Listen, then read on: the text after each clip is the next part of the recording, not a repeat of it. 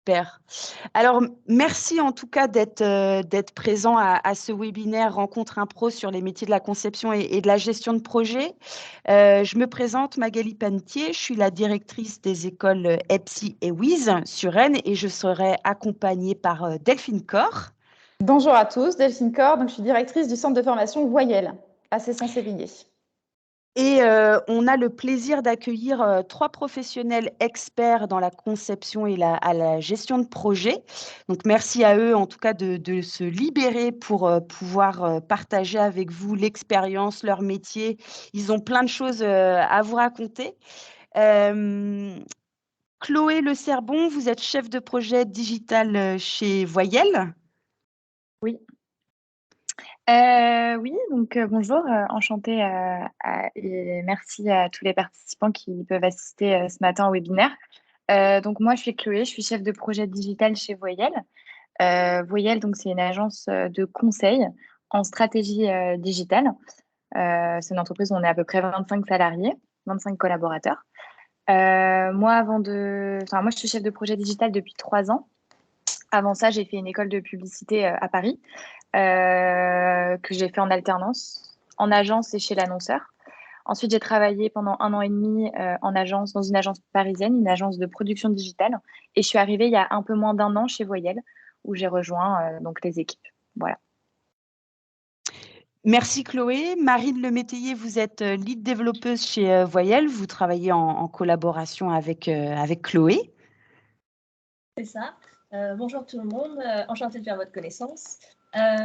Donc je suis Marine, je suis lead développeuse chez Voyelle depuis un peu moins d'1 an maintenant, mais ça va faire 6 ans que je travaille chez Voyelle. J'ai changé de métier au cours de route, j'étais à la base développeuse chez Voyelle, et puis j'ai monté les échelons pour devenir lead développeuse actuellement. Et contrairement à Chloé, moi j'ai fait toute ma carrière chez Voyelle. Et Marine, avant d'arriver chez Voyelle, qu'est-ce que vous avez fait comme formation? Par où vous êtes passée? Oui, j'ai fait un DUT métier du multimédia et de l'Internet. Et j'ai continué sur une licence professionnelle création multimédia qui était plus... Enfin, mes 2 formations étaient plus orientées web. Ok, donc développeuse web. On a aussi Marc Gilbert qui est avec nous. Donc Marc Gilbert, vous êtes architecte solution chez Wigine. Est-ce que vous pouvez un petit peu vous présenter et puis expliquer également votre parcours qui est un petit peu différent? Oui, bonjour à toutes et à tous. Donc effectivement, donc moi, Marc Gilbert, je suis architecte de solutions dans une entreprise basée à Cesson-Sévigné, donc Wigine, qui est une petite ESN spécialisée dans la création de logiciels et également dans l'accompagnement de clients et partenaires. Donc, ma casquette, si je puis dire, au sein de Wigine, c'est donc d'accompagner les clients pour définir des solutions qui vont répondre à leurs besoins et également accompagner les équipes pour la mise en place des solutions techniques qui vont soutenir tout ça.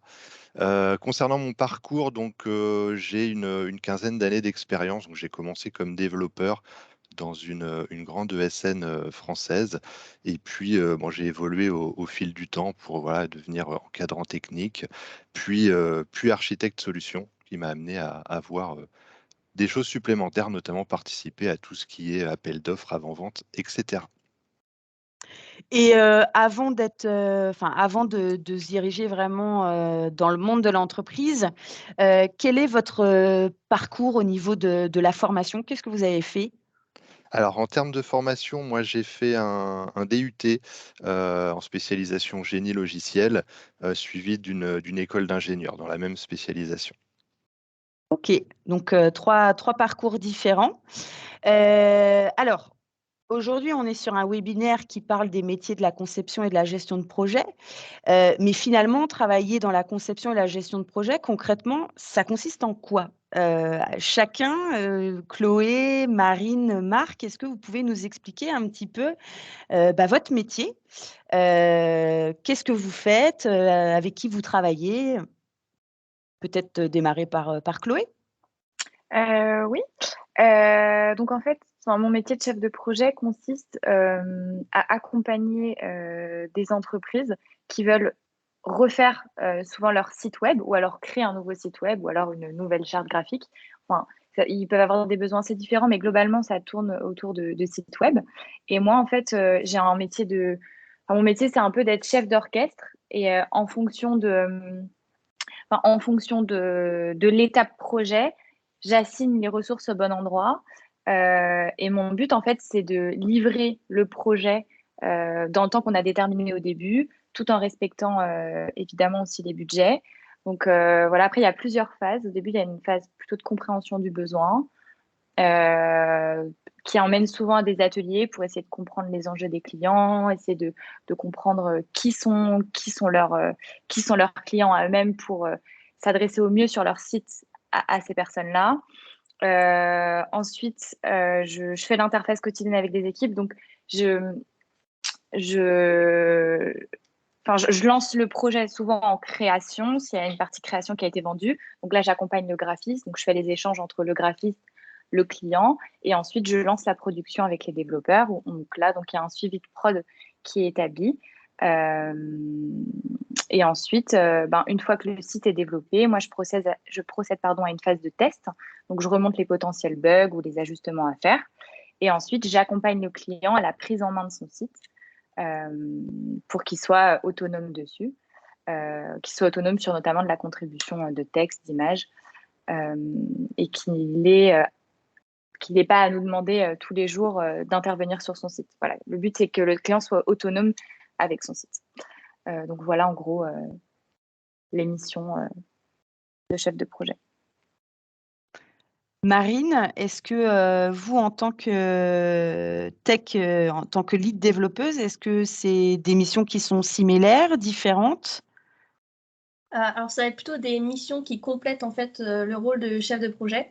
Quand on est lead développeur, on a 3 grosses missions. On a une première mission qui est d'aider la montée en compétences aux développeurs de son équipe en fait.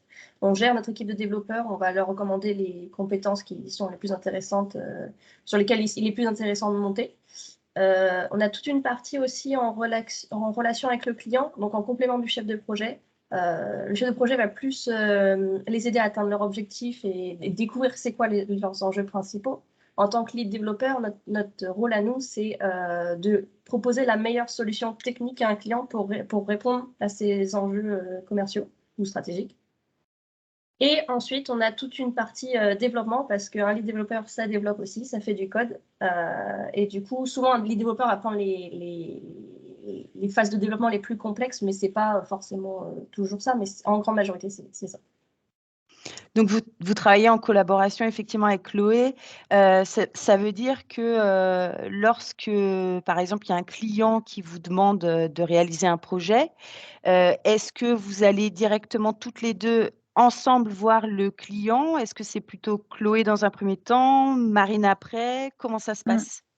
En fait, dans un premier temps, déjà, il y a donc le commercial qui intervient et globalement qui fait les devis. Mais si j'ai la demande en direct, en général, je fais un premier rendez-vous avec le client et en fonction de la demande, après, j'en parle à Marine et Marine va la chiffrer. Et si besoin, si c'est un projet très technique ou très complexe, là, Marine peut intervenir dans la deuxième réunion. Mais en général, pour la première, non, je ne la fais pas forcément intervenir. C'est ça, j'interviens principalement sur les gros projets.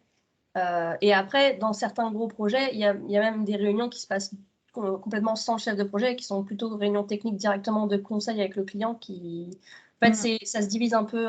C'est comme s'il y avait un chef de projet et un chef de projet technique, en fait. Ok. Marc, est-ce que, le terme architecte me fait penser à un architecte de maison. Est-ce que l'architecte solution, c'est effectivement quelqu'un qui construit? Qu'est-ce que vous faites exactement? C'est quoi un architecte solution? Oui, alors tout à fait. On peut exactement faire l'analogie avec un architecte au niveau de maison ou d'immeuble. Donc moi, je vais intervenir à différents jalons d'un projet, tout en amont, donc c'est-à-dire sur des réponses à des appels d'offres, par exemple, pour essayer de cerner le besoin, la demande d'un client, d'un prospect et voir qu'est-ce qu'on peut lui proposer en termes de solutions qui répondraient à son besoin. On a ensuite la partie projet où là, l'architecte solution va être le garant de la solution technique qui va être sélectionnée. Donc, il faut s'assurer que ça marche et que ça réponde au besoin qui a été exprimé. Donc, accompagnement au niveau du client pour lui expliquer, lui faire comprendre ce qu'on propose, être en phase avec lui pour voir que ça correspond réellement à ce dont il a besoin. Accompagnement au niveau des équipes ensuite qui vont développer le produit. Voilà, l'architecte continue à suivre le projet tout au long de sa vie pour être sûr que jusqu'à la livraison, tout est en phase avec ce qui avait été prévu. Et puis le suivi également une fois que c'est livré, puisque comme une maison, un projet informatique, on l'espère, va évoluer, va continuer de vivre. Et donc l'objectif, c'est de le faire évoluer au mieux, tout en respectant les règles de l'art et les dernières évolutions techniques qui apparaissent régulièrement. Et est-ce que vous participez aussi au développement de l'application ou pas du tout? Ça peut arriver. Alors, ça peut être un accompagnement ponctuel, une aide, un support technique sur une technologie particulière, ou ça peut être un petit peu plus long. Après, ça dépend aussi on va dire, de la taille de l'entreprise. Donc, si l'entreprise est relativement petite, on aura plus l'opportunité d'avoir différentes casquettes et notamment de pouvoir participer également au développement. OK. Alors n'hésitez pas en tout cas à poser, vos questions directement sur le chat. Si jamais il y a des mots qui sont employés et que vous ne comprenez pas, n'hésitez pas en tout cas à l'indiquer pour que nos professionnels, puissent, vous expliquer un petit peu plus ce que c'est. Parce que parfois quand on parle, on utilise, peut-être un jargon, technique et on se rend pas forcément compte. Hem, alors est-ce que dans vos différents métiers, dans votre activité, est-ce que vous avez, une journée type? C'est-à-dire, est-ce que c'est je sais pas, il y a des tâches qui sont, régulières? Comment ça se passe? Je vais commencer si vous voulez. En fait, en tant que chef de projet, moi, j'ai pas de journée type. Après, globalement, le matin, quand j'arrive au bureau, je prends un café, je dis bonjour à mes collègues, je check mes mails. Mais après, c'est vraiment en fonction des mails qui tombent c'est ce qui va déterminer ma journée. Après, parfois, je peux avoir des ateliers qui sont calés ou des formations ou là, donc je sais à peu près ce que je vais faire, mais globalement, ouais, ça change un peu tout le temps. Après, nous, on a quand même une réunion quotidienne sur l'avancée des projets, l'avancée de chacun, qu'on fait en milieu de journée, qu'on fait avant le déjeuner pendant 15-20 minutes. Et en fait, l'idée, c'est que les développeurs ou même les créatifs nous disent ce qu'ils ont fait, où ils en sont dans les projets. Et nous, en tant que chef de projet, ça nous permet vraiment d'avoir l'avancée du projet, voir si ça avance, s'il y a des blocages ou pas. S'il y a des blocages, c'est aussi le moment d'en parler et puis de débloquer, quoi. Mais voilà pour moi pour la journée type. Donc le café du matin. Voilà. Et après tout, ouais, ça évolue en fonction des mails, quoi. Marine, est-ce que, en tant que lead développeuse, il y a une journée type ou des missions types, des tâches un peu régulières, chaque jour? Ah, je vais faire très original, je vais faire comme Chloé, j'ai pas vraiment de journée type non plus. Si, à la différence que moi je commence avec un thé au lieu d'un café, mais et je participe également à ces stand-up qu'on fait tous les midis pour débloquer éventuellement des soucis qu'ont certains. On a nos développeurs ou nos graphistes ou nos chefs de projet même qui nous disent j'ai rencontré un problème à tel endroit, comment je peux le résoudre, et on est tous là pour donner un coup de main et proposer des solutions.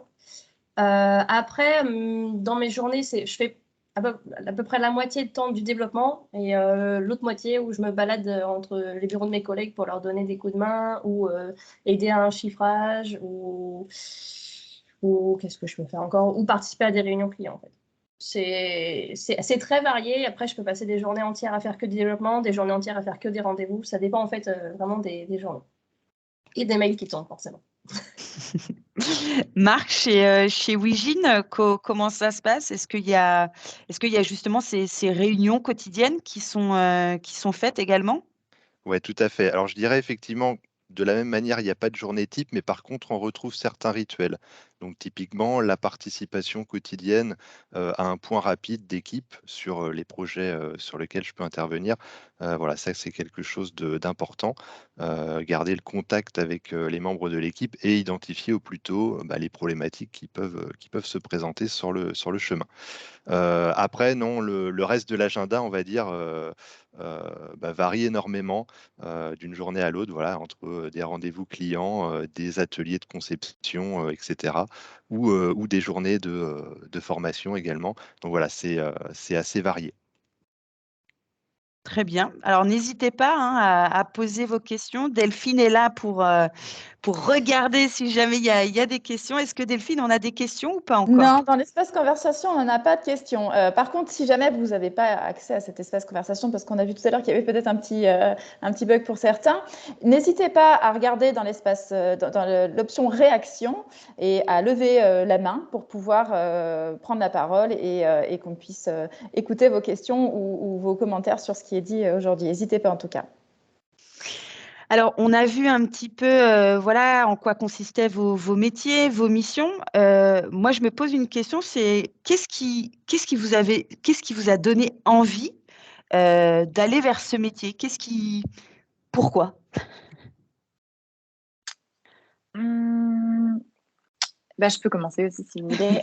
Moi, ce qui m'a donné envie, en tant que chef de projet digital et surtout en agence, c'est le fait que justement, aucune journée ne se ressemble. On est sur plein de sujets en même temps, c'est hyper stimulant. Et le fait aussi que le métier évolue hyper vite, il y a toujours des nouvelles technos qui émergent, des nouveaux outils. Donc ouais, moi, c'est surtout pour le côté stimulant et je trouve aussi que en plus, c'est un métier, c'est des métiers qui recrutent, on trouve facilement du travail donc ça m'a aussi, poussée, vers là, quoi. Mais avant tout, c'était, le travail stimulant en agence et le fait de switcher de mission, voilà. Marine? Pour ma part, moi, c'était plutôt chercher des solutions, enfin, et trouver des solutions. En fait, aider les gens à travers ce que je peux faire. Donc, par exemple, améliorer leur quotidien avec des outils digitaux, je trouve ça très stimulant, en fait, à proposer comme solution. Trouver des solutions à leurs problèmes. Et j'ai aussi tout ce côté, je suis très curieuse. Et du coup, dans le web qui change très régulièrement, il faut toujours se former, etc. Je trouve ça super intéressant de ne pas rester sur un rythme monotone et de toujours avoir quelque chose de nouveau à découvrir. Et Marine, comment vous êtes dit un jour, c'est ça que je veux faire? Enfin, comment c'est venu? Qu'est-ce que vous avez fait justement pour vous dire, bah oui, je vais faire des études dans le développement pour après être lead développeuse? Qu'est-ce qui s'est passé? Alors, je vais être tout à fait honnête, je ne pense pas devenir développeuse. J'ai toujours été intéressée par le web parce que le fait de pouvoir parler à n'importe qui à travers le monde, j'ai toujours trouvé ça impressionnant. Du coup, j'ai fait mes études donc dans mon DUT et ma licence, quelque chose de très pluridisciplinaire, mais qui restait dans le domaine du web. Donc, j'ai découvert un peu tous les métiers du web, que ce soit la gestion de projet, du web marketing, du développement, etc. Et à la base, j'étais plus intéressée par le graphisme et je me suis rendu compte qu'avec le développement, j'ai l'impression que c'était plus concret, que ce que je faisais, ça se voyait tout de suite, etc. Et c'est pour ça que je me suis orientée au fur et à mesure vers le développement. Et puis forcément aussi parce qu'il y a beaucoup, beaucoup d'opportunités en développement.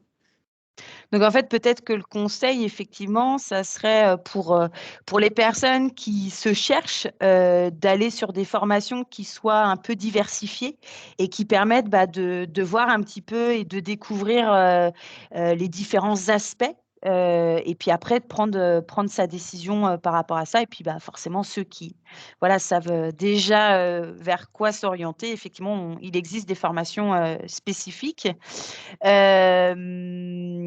Marc, vous, qu'est-ce qui a fait que vous êtes dirigé vers ce métier d'architecte solution? Est-ce qu'un matin, on se réveille en disant je veux être architecte? Oui, non, je plaisante. Non, moi, initialement, c'était plus la partie développement pour l'intérêt par rapport aux nouvelles technologies.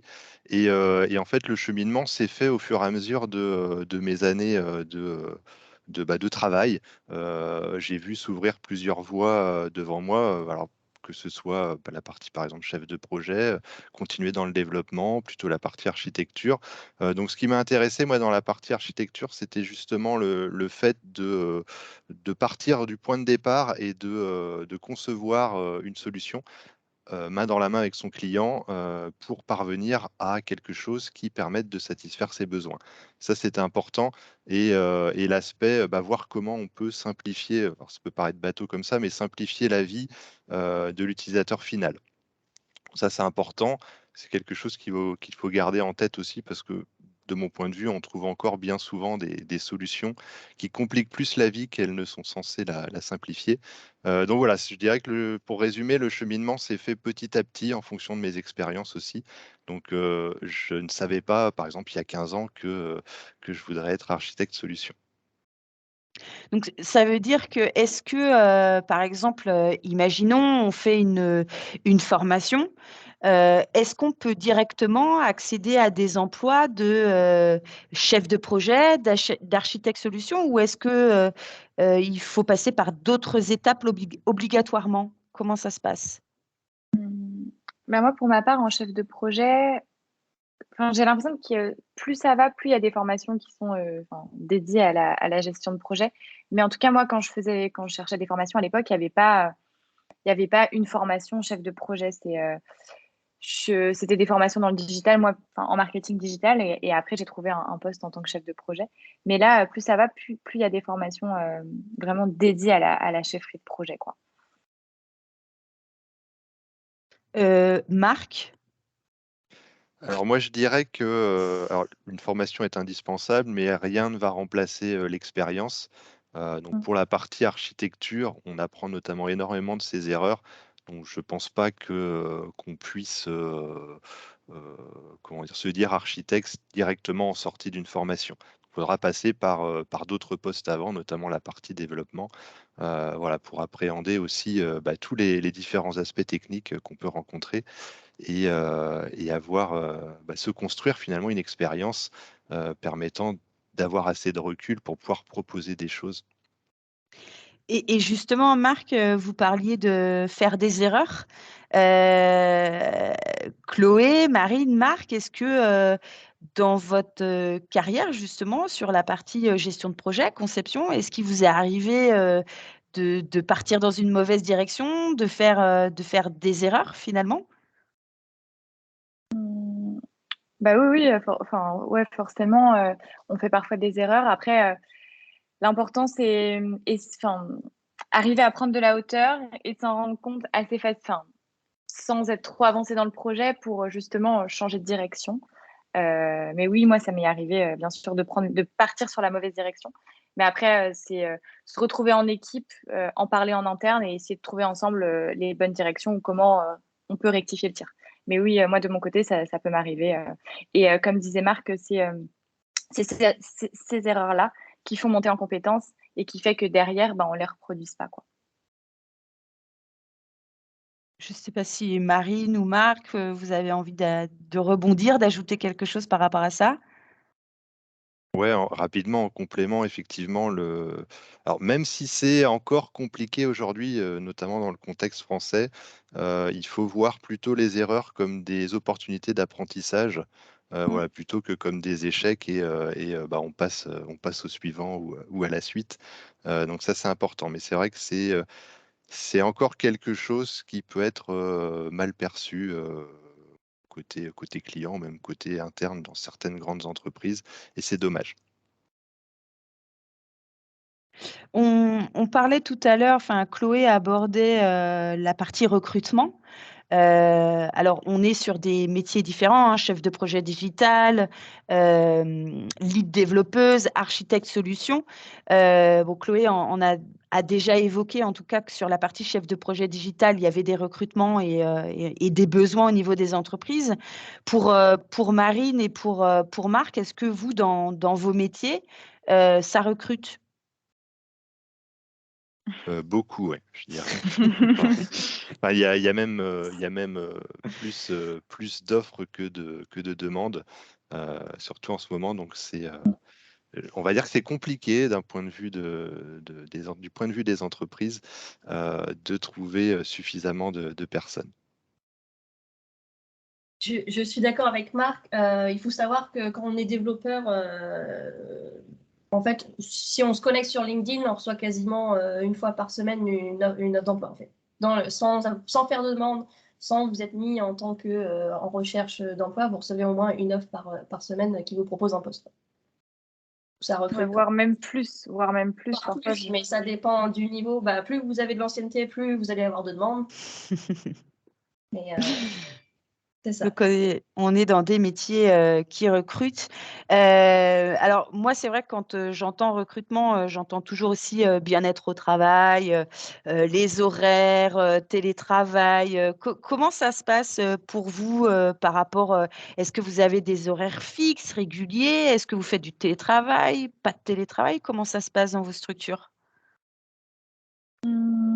Chez Voyelle, on est assez autonome sur nos horaires. Enfin, on organise notre emploi du temps un peu comme on veut.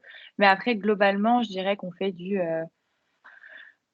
9h, 18h, 9h, 17h30. Enfin, en fait, ça dépend vraiment des gens. Et après, ça dépend aussi de la pause qu'on prend à midi. Mais pareil, on est assez libre là-dessus. Et sur le télétravail, nous, on a des gens qui sont 100% en télétravail. Donc, et on arrive à travailler très bien avec les personnes qui sont à distance. Mais et pour nous qui sommes, on va dire dans la région rennaise, on fait du télétravail un peu comme on veut. Après, moi, personnellement, j'aime bien venir au bureau, mais j'essaie de faire un jour par semaine et encore pas tout le temps. Mais je suis plus au bureau, en tout cas, qu'en télétravail. Mais si quelqu'un préfère faire du télétravail, il peut totalement. Et en tout cas, nous, notre entreprise s'adapte vraiment bien. Et je pense que le métier se prête bien aussi à faire du télétravail. Je sais pas ce que tu en penses, Marine. Je suis d'accord avec ça. Et puis, c'est surtout que la possibilité de faire du télétravail, elle n'est pas conditionnée à l'accord de quelqu'un supérieur, etc. C'est j'ai besoin de faire du télétravail tel jour. Je préviens mes collègues parce que ça a un impact et le principe d'interdépendance est très fort chez Voyelle. Mais du moment qu'on prévient les personnes qui sont impactées, on peut prendre un télétravail du jour au lendemain. Il n'y a pas de. En fait, c'est pour qu'on puisse travailler au mieux dans les meilleures conditions. Ce n'est pas des formalités, histoire d'avoir des formalités. Et en plus, le télétravail peut être adapté. C'est pas forcément, je prends une journée, je peux faire toutes les matinées en télétravail, toutes les après-midi en télétravail. On s'adapte assez facilement. Alors, on va peut-être laisser Marc intervenir sur cette notion de qualité de vie au travail, télétravail, etc.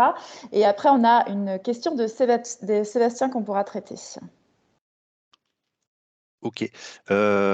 Oui, donc la partie qualité de vie au travail, moi, je dirais que tout est basé sur la confiance. Donc à partir de là, alors chez Weegin, en tout cas, il n'y a pas forcément d'horaire. L'important, c'est que le travail soit fait et bien fait. Au niveau du télétravail, pas de problème également. Je répète ce qui a été dit précédemment. On a des métiers qui permettent de le faire assez facilement. Voilà, l'important, c'est qu'il y ait une bonne communication dans l'équipe, également une bonne communication avec les clients, et ça se passe sans aucun problème. Ok, merci Marc. Alors Sébastien aimerait savoir plus sur la gestion de projet et il précise qu'il est technicien informatique depuis 20 ans. Ok, mais du coup, il y a une question particulière ou parce que je sais pas, j'ai abordé déjà un peu toute l'émission de la gestion de projet. Ouais, je veux bien peut-être des questions un petit peu plus précises. Alors, Peut-être, je sais pas. Sébastien, est-ce que vous avez une précision sur cette question? Qu'est-ce que vous aimeriez savoir de la part de nos intervenants ce jour? Quelle qualité faut-il? Ah, quelle qualité? Alors, je pense qu'il faut plusieurs qualités. Il faut avoir un esprit d'équipe parce que quand on est chef de projet, on travaille jamais seul, on travaille en équipe. Souvent, on peut avoir, je sais pas, on peut travailler entre, je sais pas, 3 et 7, 8 personnes. Donc, ouais, il faut avoir vraiment l'esprit d'équipe. Il faut être à l'écoute, que ce soit de son équipe, mais aussi des clients. Je pense qu'il faut aussi faire preuve de leadership, montrer qu'on qu'on est lead, qu'on mène le projet et être vraiment référent, être le référent du projet et s'affirmer. Il faut être aussi très bon communicant. Il faut savoir aussi s'organiser, être bien organisé dans ses plannings. Et je pense qu'il faut aussi savoir prendre de la hauteur, arriver à se détacher du projet et avoir une vision un peu plus globale et un peu plus haute. Parce que des fois, quand on a trop la tête dans le guidon, on ne voit pas certaines choses. Donc voilà, moi je pense que c'est les qualités essentielles. Après, il y en a d'autres, hein, évidemment. Mais... Alors, Sébastien précise qu'effectivement, il se pose des questions sur la partie management. Marc, est-ce que vous avez un retour sur cette partie-là? Cet enjeu management sur la partie projet, gestion de projet? Alors, sur cette partie, je dirais, ce qui va être important, c'est la relation aux autres. Le facteur humain au niveau de... Alors, il y a deux choses. Au niveau de l'équipe, déjà, les personnes avec lesquelles on va travailler au quotidien, et puis également au niveau ce que j'appellerais les intervenants externes à l'entreprise. Donc, ça peut être un client, ça peut être un partenaire, etc. Donc, de bonnes qualités relationnelles, on va dire, vont être importantes déjà pour savoir convaincre, accompagner, aider. Ça va être... euh, très très important avant même la moindre qualité, on va dire, technique ou compétence technique. Ok. Et puis, Si vous avez d'autres questions, n'hésitez pas. Ouais, moi je rajouterais en tout cas sur les compétences, parce que j'ai moi-même été chef de projet pendant 10 ans. Et puis en fait, tous les jours, on est amené à gérer des projets, même quand on organise ses vacances, on gère son projet. Donc ça demande de l'organisation en fait, le fait de se dire quelles sont les différentes étapes par lesquelles je vais passer. Et puis, comme le disait un petit peu, voilà, même je crois que c'était Chloé, mais aujourd'hui, quand on intègre une entreprise et que l'entreprise détecte que vous avez en tout cas la compétence et la capacité à, il y a tellement de formations qui existent que une entreprise pourra vous accompagner en tout cas dans cette montée en compétences, que ce soit sur la partie management, parce que peut-être vous êtes moins à l'aise là-dessus. Voilà, il y a plein de choses qui existent aujourd'hui. Et à partir du moment où vous vous sentez avoir l'envie, effectivement, et que vous êtes organisé avec toutes les qualités qu'on a définies, c'est peut-être le moment de franchir le pas. Alors, nous avons une autre question qui est tombée. Alors, Sébastien nous dit aussi qu'il a une bonne communication avec tout type d'interlocuteurs et qu'il a une base technique. Alors, je pense effectivement qu'il y a un combo gagnant là, Sébastien. Eric nous pose une question. Orienté chef de projet digital, quelle est la part en termes de temps de chaque mission commerciale, gestion de planning, animation? Et deuxième question, quel est le niveau technique attendu sur la partie informatique développement? Sur la répartition du temps, sur une journée, c'est un peu difficile comme ça. Attends, est-ce que tu peux me redire la question, s'il te plaît, Delphine? Les répartitions de temps entre commercial, gestion de planning, animation, etc. Ouais, ok.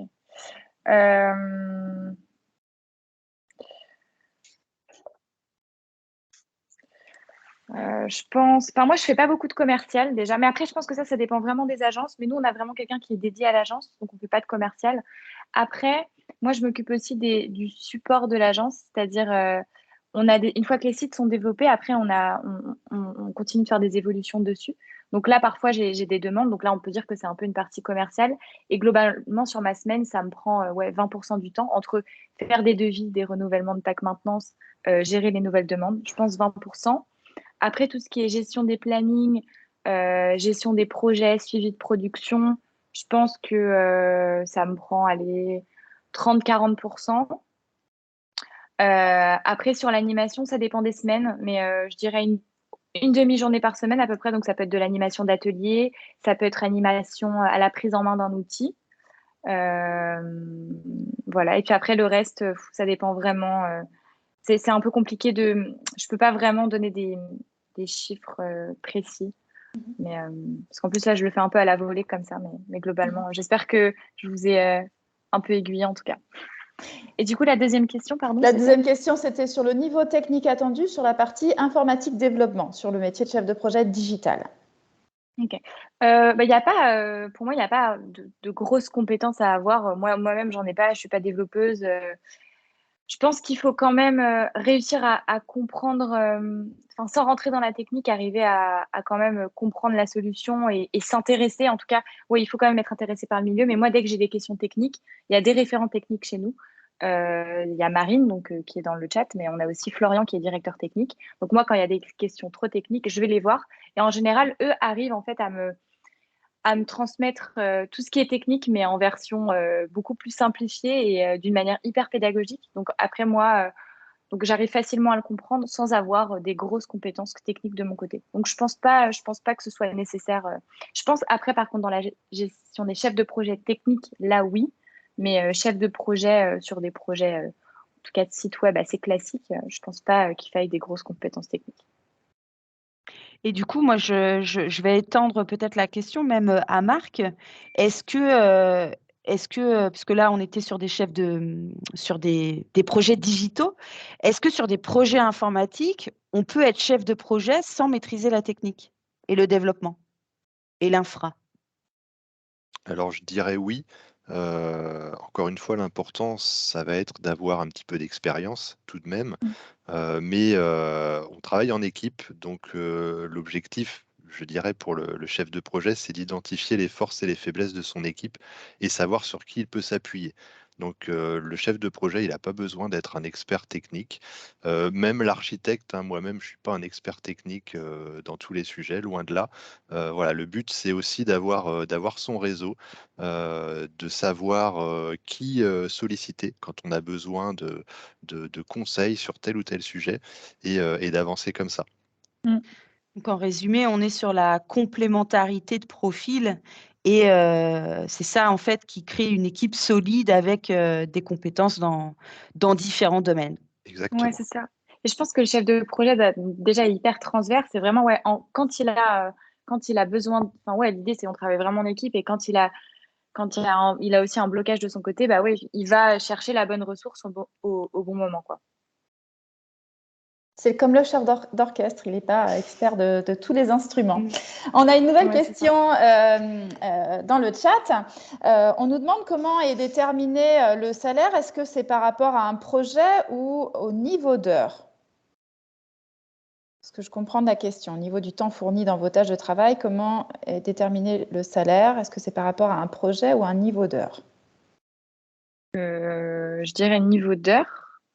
Enfin, en tout cas, chez Voyelle, enfin, on n'est pas payé en fonction du projet, on est vraiment payé on est aux 35 heures et on est payé en fonction. Et après, en fonction des tâches de chacun, les salaires évidemment peuvent évoluer. Donc, je dirais oui par rapport au niveau d'heure. Ok. Ouais, même chose, hein, de mon côté.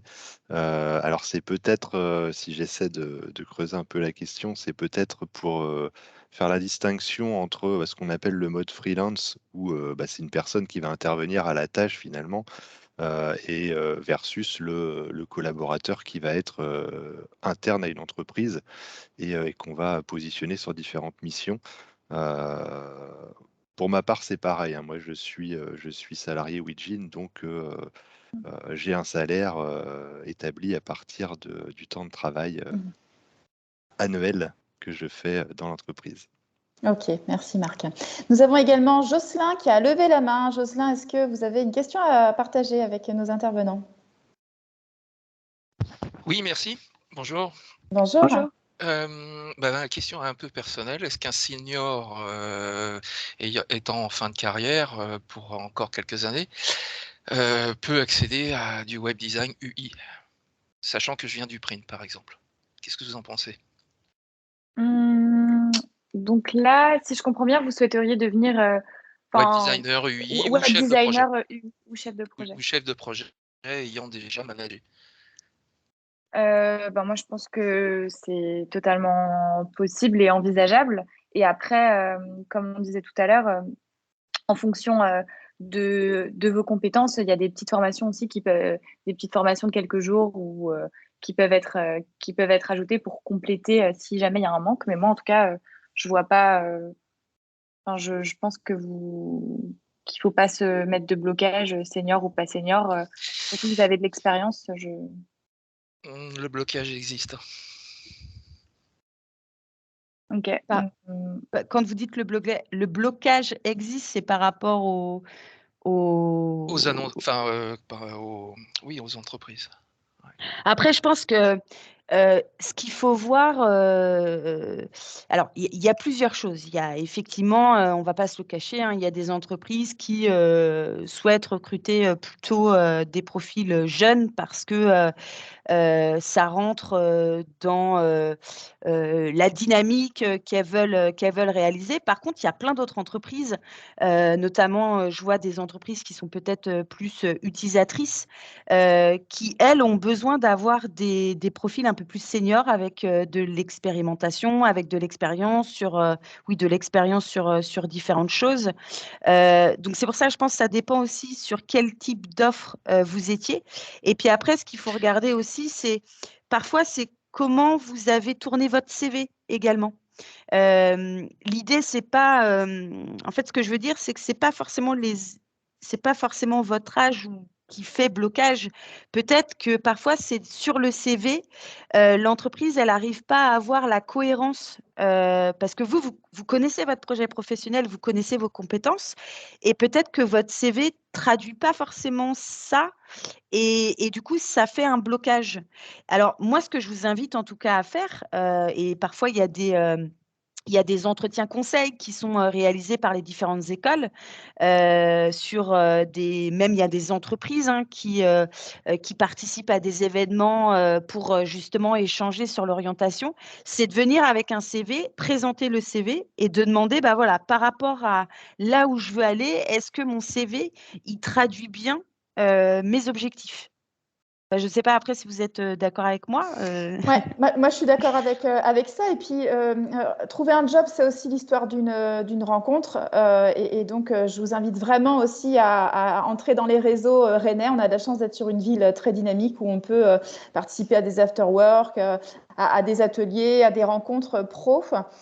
Donc, n'hésitez pas aussi à aller à la rencontre de ces entreprises, peut-être même de provoquer le rendez-vous pour faire un entretien de rencontre avec eux, d'appeler, d'essayer d'être en candidature spontanée.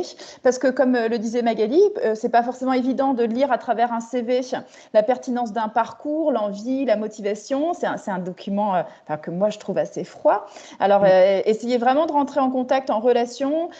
Plus vous ferez du réseau, plus vous rencontrerez des entreprises et des professionnels, plus les chances et les opportunités de trouver l'entreprise qui accueillera vos compétences, vos envies, mais qui ne s'arrêtera pas forcément à votre âge.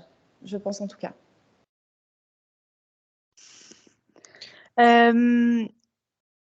Avant peut-être de passer, je ne sais pas s'il y a d'autres questions. Moi, il y a un sujet en tout cas que je voulais évoquer puisqu'on a la chance d'avoir 2 femmes quand même parmi nous.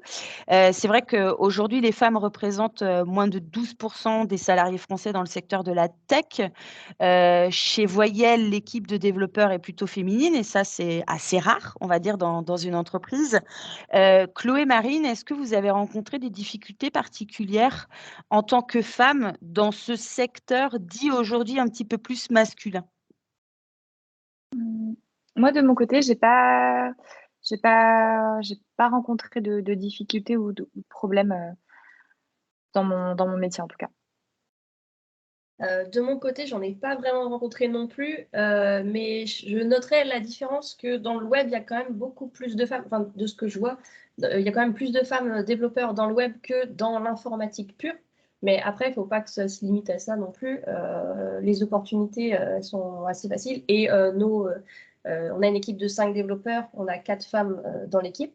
C'est pas parce qu'on a recruté particulièrement des femmes, etc. En fait, il y a plein de femmes développeurs, il y a plein de femmes chefs de projet, il y a plein de femmes lead développeurs aussi. Donc, il ne faut pas se bloquer là-dessus parce qu'il n'y a pas vraiment de blocage côté entreprise ou côté école là-dessus. Chez Wigine, est-ce qu'on est dans les 12% de salariés féminines dans l'équipe de Wigine ou on est plus, on est moins? Pour l'instant, on est moins. Mais voilà, on essaie d'inverser la tendance. Donc, les femmes qui suivent ce webinaire, n'hésitez pas à les postuler chez WeGene pour apporter en tout cas Exactement. des profils féminins parce que toutes les entreprises recherchent des profils féminins puisque justement, c'est la complémentarité entre les hommes et les femmes. On a chacun nos sensibilités et on va chacun apporter des plus. On arrive bientôt au terme de ce webinaire. Donc, si vous avez des questions, en tout cas, Ouais, n'hésitez pas. on en a une question de Eric qui demande quel réseau intéressant sur Rennes dans ce secteur? Alors peut-être que nos intervenants participent déjà à des réseaux ou regardent un petit peu ce qui se fait sur le territoire. De mon côté, non. Enfin, je connais pas trop les réseaux, j'avoue, mais je suis pas arrivée à. Enfin, je suis à Rennes depuis pas très longtemps, donc pour l'instant, j'en connais pas spécialement ou en tout cas, je suis pas active dans les réseaux rennais, quoi. Ok. Peut-être Marine, je sais pas, mais en tout cas, Marine non. ou Marc? Alors moi, je citerais la French Tech Rennes-Saint-Malo, qui peut être intéressante pour rencontrer pas mal d'interlocuteurs. Il y a aussi tout ce qui est incubateur de start-up, ça peut être intéressant. Et puis il y a également tous les événements qui peuvent se passer. Je pense à l'Agile Tour qui a lieu tous les ans à Rennes, qui permet de rencontrer pas mal de professionnels sur les thématiques des méthodologies agiles. Les événements comme celui auquel on participe également, qui a une bonne visibilité. Et que je dise pas de bêtises, ça doit être aussi la Digital Week qui a lieu en fin d'année. Que je vous dise pas de bêtises, je crois que c'est ça. À Digital Qui a Tech eu lieu au peut-être? Digital Tech, oui, pardon, qui a eu lieu au couvent des Jacobins aussi en fin d'année dernière, qui permet aussi de rencontrer plein de professionnels. Donc voilà, faut pas hésiter à participer à ce genre d'événements et de salons. Je pense qu'on peut citer aussi peut-être ADN West, qui est un réseau. Magali connaît bien, elle est adhérente, elle pourra peut-être nous en dire plus. C'est par rapport à Agile Tour. C'est vrai qu'il a lieu une fois par an, mais il me semble qu'il y a des groupes qui se rencontrent régulièrement sur Rennes, soit lors de déjeuner ou d'after work. Et donc, il faut essayer de regarder peut-être sur la plateforme Meetup ou via le pool pour trouver ce qui se fait, parce qu'il y a aussi des rencontres qui se font et qui ne sont pas forcément adossées à un club, un réseau ou une association, mais c'est des rencontres informelles entre pros de certains domaines. Donc, il faut regarder un petit peu sur LinkedIn, sur Meetup, les rencontres qui peuvent se faire sur Rennes. Et Magali, je te laisse donner quelques infos sur ADN West peut-être. Oui, alors je rebondis avant. Effectivement, moi, je conseille la plateforme Meetup parce que c'est une plateforme qui rassemble en fait pas mal d'événements et en fonction de vos préférences, vous allez pouvoir être informé de tous les événements à venir. Donc moi, je trouve que c'est pas mal. Et puis effectivement, on va retrouver plein d'associations comme la FUP. Il y a des associations sur les jeux vidéo. Enfin, il y en a vraiment pour tous les goûts et du coup, c'est hyper intéressant. Et effectivement, sur Rennes, on a ADN West, qui est une association qui est faite pour agir pour le numérique dans l'Ouest. Et effectivement, il y a des événements qui sont organisés, des événements soit à destination principalement des entreprises ou alors des événements tout public. Je pense aussi, alors peut-être pour les femmes, à Estime numérique également. Qui est là pour accompagner aussi l'inclusion, la diversité des profils dans le numérique. Mais Rennes, en tout cas, alors en plus maintenant, avec, on va dire, alors je ne vais pas dire la levée du Covid parce qu'il est encore là, mais on est sur des retours d'événements en présentiel. Vous avez quasiment des événements tous les jours. Donc, c'est vrai que je vous invite vraiment à aller regarder sur le journal, à aller regarder sur Internet, à aller fouiller, voir même sur LinkedIn. Généralement, sur LinkedIn, vous avez pas mal d'événements qui sont annoncés. Essayez de suivre les personnes, de faire votre veille, en tout cas sur tous les outils qui existent.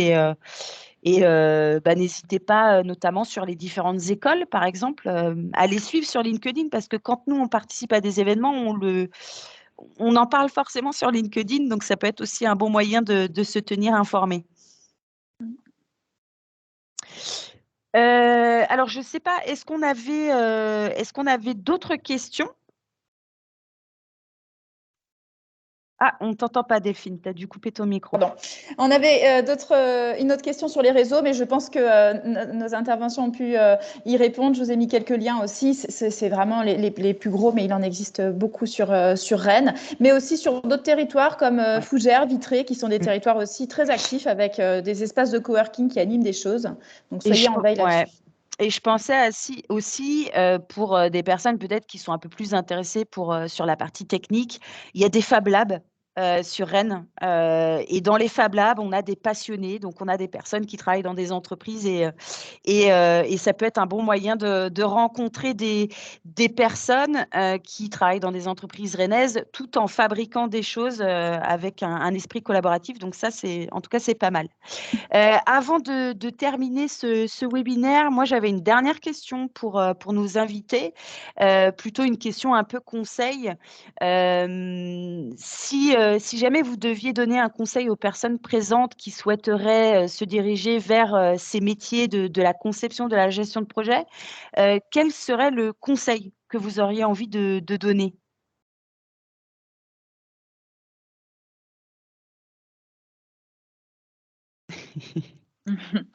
Le conseil, moi je dirais savoir prendre de la hauteur. Enfin, c'est un conseil, je pense, pour quelqu'un qui souhaite faire ce métier, c'est arriver à prendre de la hauteur sur ces sujets. Voilà, ça c'est mon conseil. Marine, est-ce que vous auriez un conseil à donner? Si, plus sur le côté développement, si ça en intéresse, c'est d'être curieux en fait. C'est très important d'être curieux, de vouloir un peu savoir comment fonctionnent les choses, etc. Et pas abandonner si on est bloqué en fait. C'est toujours rebondir parce que si on se trompe ou si on est bloqué, c'est un moyen de grandir et de s'améliorer et du coup c'est un cycle infini en fait. Marc, est-ce que tu aurais un conseil à donner aux personnes qui souhaiteraient se diriger vers ces métiers-là? Moi, je vais rebondir sur ce que disait Marine, à savoir la curiosité, aimer le changement. Dans 5 ans, on fera tous un métier différent. Alors, on sera dans le même, on va dire, contexte, mais Environnement, ouais. voilà, les technologies auront évolué, les façons de faire de nos clients auront évolué, etc. Donc, voilà, s'attendre à se remettre en question régulièrement, aimer apprendre de nouvelles choses, aimer découvrir et aimer s'adapter. Est-ce que Delphine, toi, tu aurais un conseil à donner?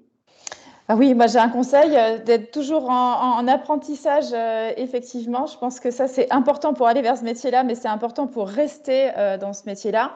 Et l'autre conseil, en fonction de la maturité de votre projet, on a cité LinkedIn tout à l'heure, allez sur LinkedIn, voir les gens dont c'est le métier, posez-leur des questions. Je pense que de rencontrer des gens dont c'est le métier, un peu comme ce qu'on a fait ce matin, mais peut-être plus en face à face, pour mieux appréhender ça, je pense que c'est vraiment important aussi parce que la gestion de projet se fait de façon différente en fonction des secteurs, des entreprises, même s'il y a des bases similaires. Et puis pour aller voir un petit peu aussi si tout ce qu'on vous raconte, ça génère quelque chose. Est-ce que ça vous parle? Est-ce que vous avez envie d'aller vers là? Et ça vous permettra de mûrir un peu votre projet parce que des emplois, je pense qu'il y en a dans ces compétences-là. Tout à fait. Et effectivement, l'objectif, c'est de tenter. On parlait tout à l'heure d'expérience. Je pense que vous pouvez aussi vous créer votre propre expérience via la gestion, comme je le disais tout à l'heure, de projets qui soient autres que dans l'informatique. Vous pouvez vous investir dans des associations, notamment sur des projets digitaux. On peut s'occuper de la partie digitale dans des associations et de se créer finalement une expérience. Aujourd'hui, si vous avez l'envie, en tout cas, de vous diriger vers ces métiers et surtout si vous vous donnez les moyens, que ce soit voilà, sur le fait d'être curieux, de tenter des choses, je pense que vous y arriverez. Par contre, si effectivement vous attendez voilà, que ça vienne à vous, je pense que là, ça peut être problématique, puisque aujourd'hui, les entreprises, elles recrutent des personnes qui ont envie, qui ont du dynamisme, qui sont curieuses, voilà, qui font plein de choses, même en dehors des métiers du numérique. Donc ça, petit conseil, en tout cas, investissez-vous, osez aller de l'avant. Écoutez, je pense qu'on a tenu le timing, il est 11h30. J'ai une dernière petite précision, Ouais. Histoire d'avoir 1 minute de retard. Je vais mettre dans le chat un formulaire pour que vous puissiez partager ce que vous avez ressenti par rapport à cette visio. Magali, vous partagez à l'instant l'idée d'aller en association, être bénévole. C'est un peu ce qu'on fait aussi pour Printemps du numérique. On met du temps et puis on essaye de monter des choses tous ensemble en partenariat. Alors, n'hésitez pas à remplir ce formulaire. Ça nous permettra d'améliorer notre démarche et puis d'avoir des nouvelles idées peut-être sur les prochaines éditions. Je vous le mets dans le chat. Prenez 2-3 minutes pour y répondre avant de partir. Et merci par avance de votre partage. Un grand merci en tout cas à Chloé, Marine, Marc pour vos témoignages.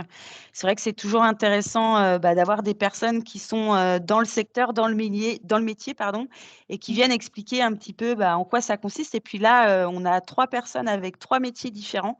Donc en tout cas, c'était très intéressant. J'espère que vous avez aussi apprécié ce moment et de toute façon, vous aurez la possibilité de revoir ce webinaire en replay sur la chaîne du Printemps numérique.